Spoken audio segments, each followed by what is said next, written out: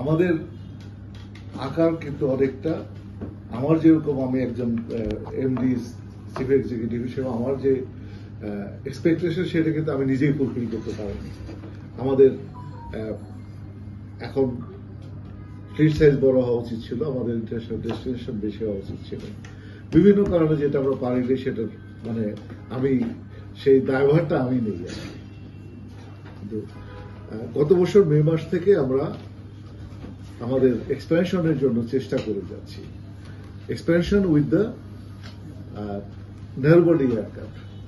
তো আমাদের যে বিজনেস প্ল্যান ছিল এয়ারবাস 321 দিয়ে, সেটা যখন পাওয়া গেল না, আমরা বিজনেস প্ল্যান চেঞ্জ করে এয়ারবাস 320 দিয়ে প্ল্যান করলাম, সেটাও পাওয়া যাচ্ছে না।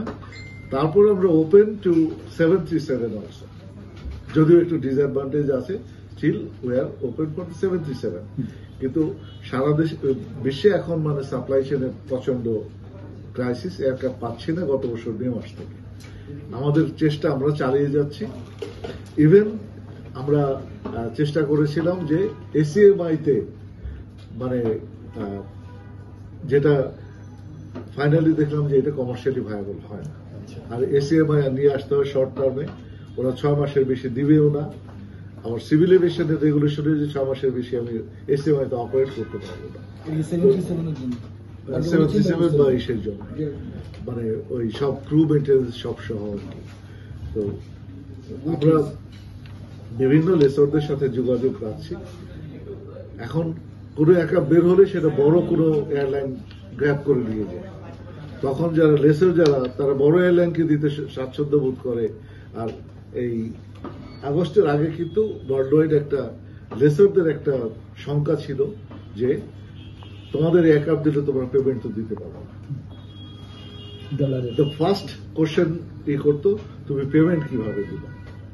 তো এই ব্যাকগ্রাউন্ডে আমরা এখনো যেটা আমাদের ফার্স্ট সাইডে আছে যে আমাদের পেতে অন্তত 1 বছরের বেশি সময় লাগবে এয়ারক্রাফট অ্যাভেলেবিলিটি। সেটার জন্য আমরা 3টা নিয়ে শুরু করব। আর একই সাথে আমরা এই আমাদের যে কারেন্ট ফ্লিট গুলো এগুলো রিপ্লেনিশ করার জন্য একই সাথে কাজ করছি।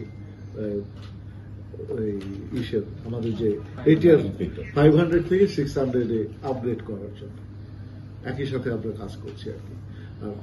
আমাদের কিছু চ্যালেঞ্জ শুধু এই যে এয়ারক্রাফট অ্যাভেলেবিলিটিটা, আমাদের এয়ারক্রাফট কিন্তু বসে আছে পার্টসের জন্য।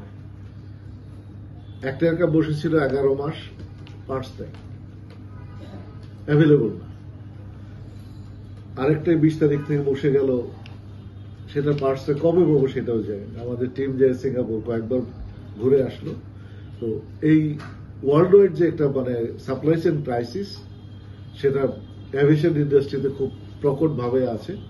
এইটা আশা করতেছি যে যত তাড়াতাড়ি সলভ হয় আমরা আমাদের যে এক্সপ্যানশন প্ল্যান যেটা সেটা বাস্তবায়ন করতে পারবো।